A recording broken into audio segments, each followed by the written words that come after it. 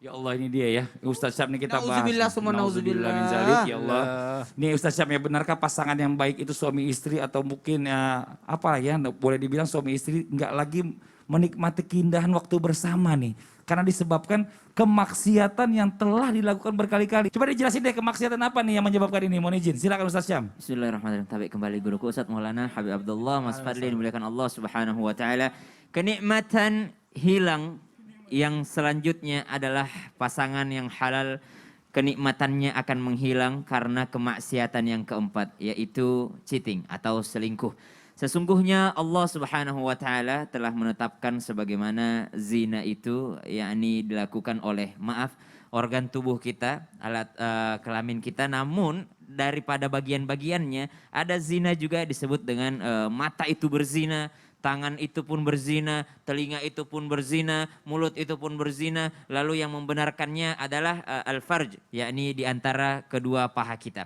Maka subhanallah, Allah Subhanahu wa taala telah menggambarkan di dalam Al-Qur'an bahaya sekali tentang hal ini.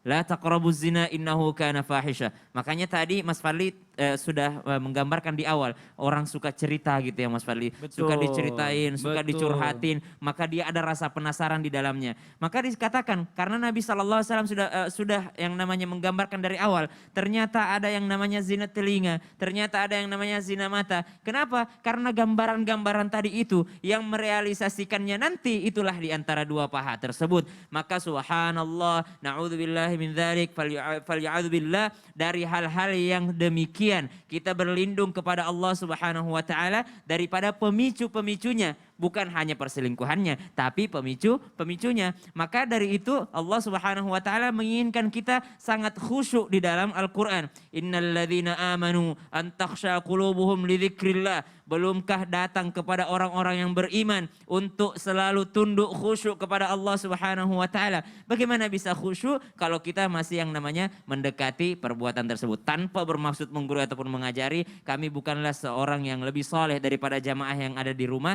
namun ternyata ada juga hal-hal yang akan menggoda kita. Contoh misalnya semenjak ini bukan bermaksud lebih baik ya. Semenjak Syam menikah, Syam diskusi sama istri, kata Syam, kalau ada perempuan yang curhat, kalau ada yang begini yang curhat, saya akan minta izin kepadamu untuk menjawabnya. Kalau kamu bilang jangan dijawab, enggak dijawab gitu. Karena sangat membuka yang namanya pintu-pintu kemaksiatan. Karena kita enggak pernah tahu, setan itu menggoda dari hal-hal yang baik.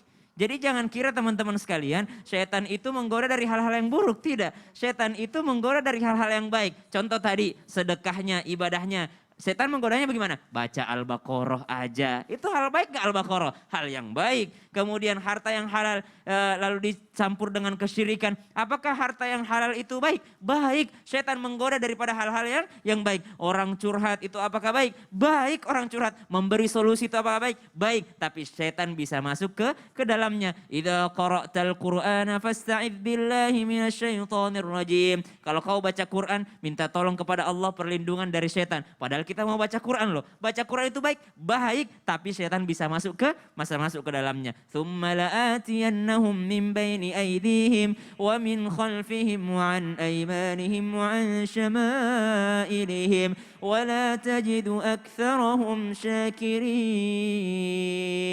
Setan menggoda dari depan, setan menggoda dari belakang, setan menggoda dari kanan, setan menggoda dari kiri. Untuk apa sebenarnya setan itu menggoda? Wala tajidu aktsarahum syakirin. Ya Allah, saya menggoda mereka dari berbagai arah dan engkau akan mendapati mereka banyak di antara mereka yang tidak bersyukur. Apa sih sebenarnya yang membuat kita selingkuh?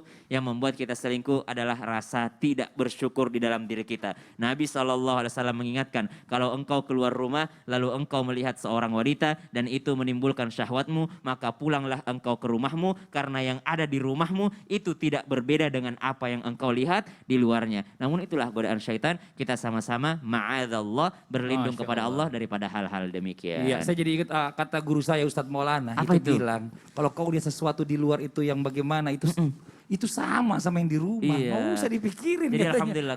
Makanya Iya. kita yang belum menikah itu kadang-kadang dulu itu agak susah. Kita mau pulang ke rumah tidak ada. Nggak ada yang bayangin. Kalau ada yang curhat perempuan, Iya, betul, Ustaz. kasih istri yang jawab. Iya, betul. Saya dulu begitu. Iya. Kalau ada yang curhat perempuan, saya kasih almarhumah. Nah tapi intinya Masya gini ya Allah. buat pelakor, pebinor di luar sana ya masih ada kesempatan waktu untuk bertobat. Betul. Ya, jalan di jalan yang lurus, jangan sampai ini kejadian adanya di keluarga Anda. Nauzubillah min zalik kan gitu. Pasti sakit hati. Nah sekarang